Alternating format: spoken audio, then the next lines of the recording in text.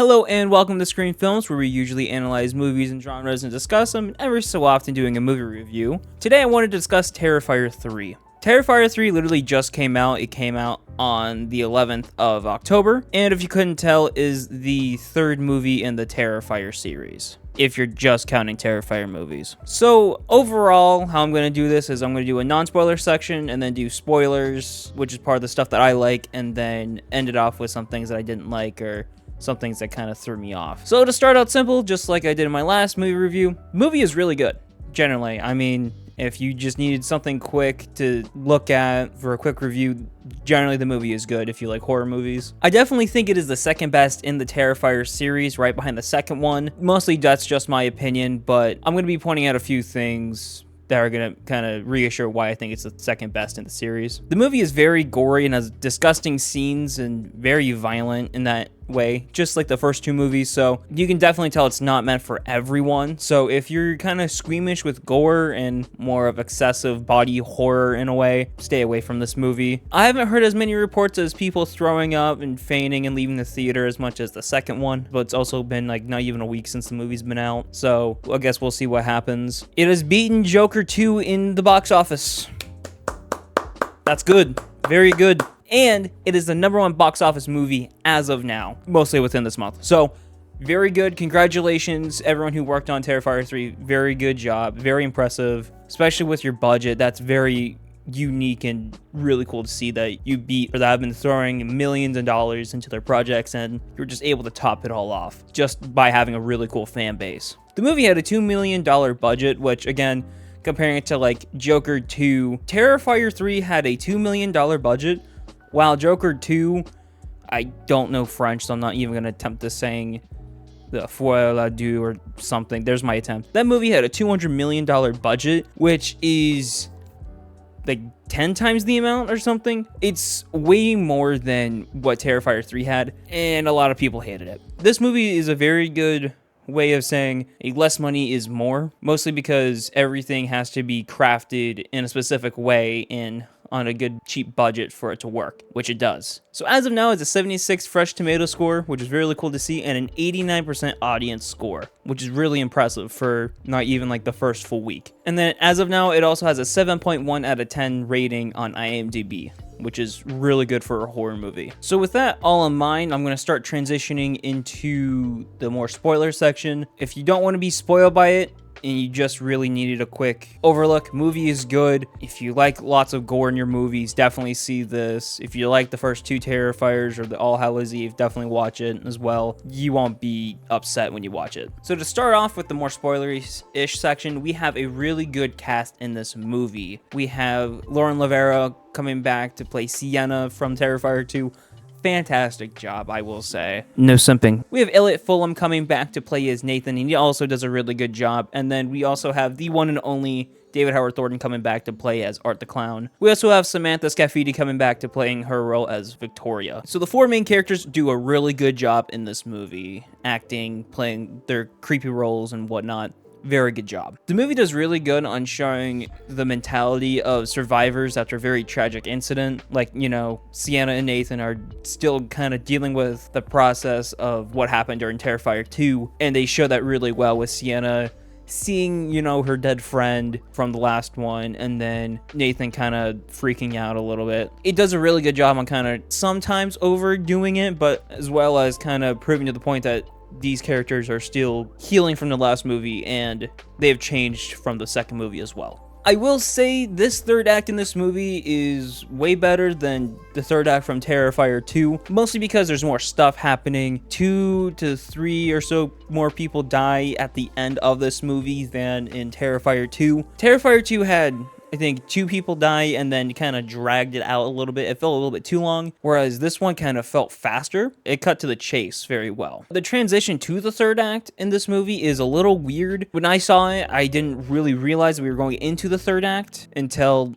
everything started to happen. So Art the Clown is able to get a Santa costume, and he mostly wears that throughout the film. In the third act, he doesn't wear it. He has the hat, but just wears his regular clown costume ordeal. I was still in that mental state of, oh, he's still wearing the Santa Claus costume, but then in this third act, he doesn't wear it. So it felt very weird, especially if you're kind of understanding Sienna, seeing things and everything. It kind of felt like she was going into a dream when she wasn't. It felt a little jumpy to go straight into the third act a little bit, but it does really good on kind of keeping it as a surprise to let people know that, hey, this is the third act. I don't really know how to feel about the transition of the plot.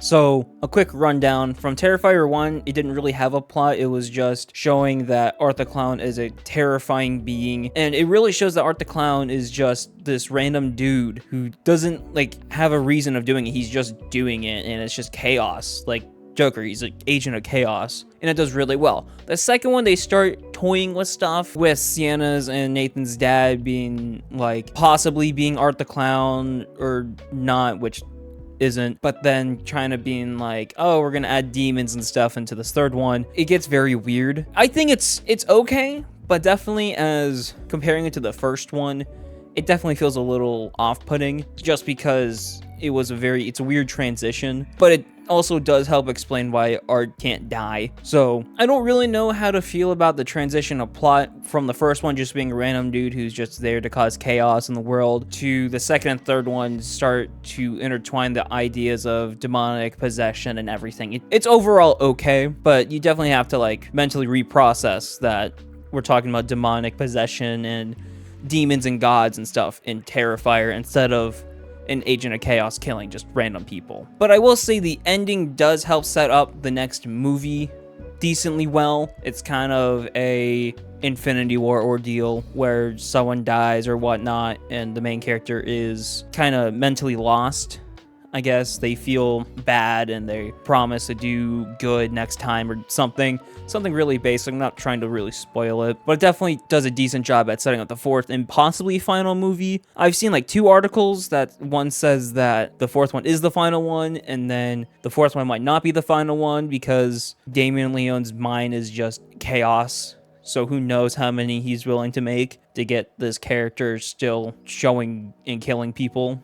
So, who knows, but it definitely does a good job at keeping the story progressing into the next film. Quick cameo thing of actors, because I kind of was wanting to wait until I kind of got some of the story out. The cameos in this movie are really good. You have Tom Savini being a random bystander at the mall, which was a pretty good scene. You have Clint Howard as just a random drunk dude who, if you don't know who Clint Howard is, he's everyone's favorite ice cream man. Very cool to see him in this movie. And then also just Chris Jericho's in this movie. He plays the security guard in the mental hospital.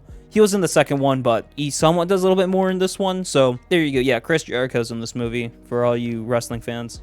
But I think the best cameo in this movie is the Ice Nine Kills new song, A Work of Art, which was made for this movie. If you're not really into Ice Nine Kills like I am, sorry. Work of Art was made for this film, so hearing it in the movie and then as well as them doing a double featured premiere night of the music video for A Work of Art was really cool to hear. You only hear a little bit of the song, but definitely when I heard it, I was fanboying out. I know I watched it with my cousin, and he was like, what? And I was like, oh, don't worry, this is a really good song. It was made for this movie and everything, but yeah, I've been listening to that song nonstop whenever I can because it's such a really good song. And also, Ice Nine Kills has transitioned from doing their own songs into basing their songs off of horror movies, which, I always will like. So, keep it up.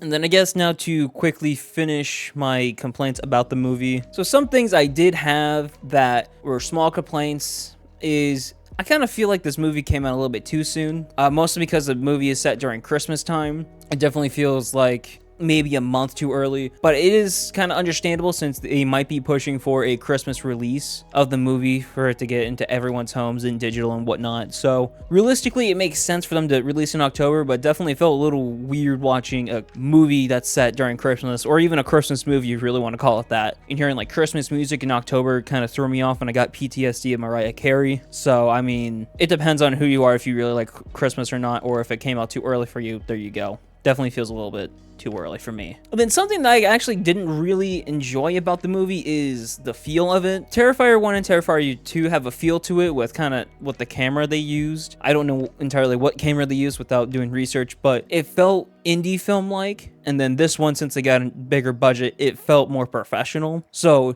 it definitely felt weird, but I can understand that, you know, one, a bigger budget, you know, get better cameras, but also transitioning, if they wanted to transition into a different quote-unquote story with the camera, it works. But definitely it felt kind of different in a way. So that's basically everything that I have for a quick review of Terrifier 3. Again, I enjoyed this movie, definitely. There are some small nitpicks that I did have, but they don't really affect my opinion on the movie. The movie is still good. It did what it was trying to do, which add onto the story, add more gore, more violence, having different kills than what the second and first movie had. Really cool. Definitely go see it if you are into slashers and very gory horror movies. And that's pretty much all I had. Thank you for watching this quick video. I hope you really enjoyed it. Again, if you are really thinking about seeing Terrifier 3, watch it. Definitely worth it. I have a few plans for some videos coming out. I'm going to start maybe working on one. Maybe I'll come out maybe first week or so of November. I'm going to try and see if I can get at least 2 videos out in November if I can, just cause.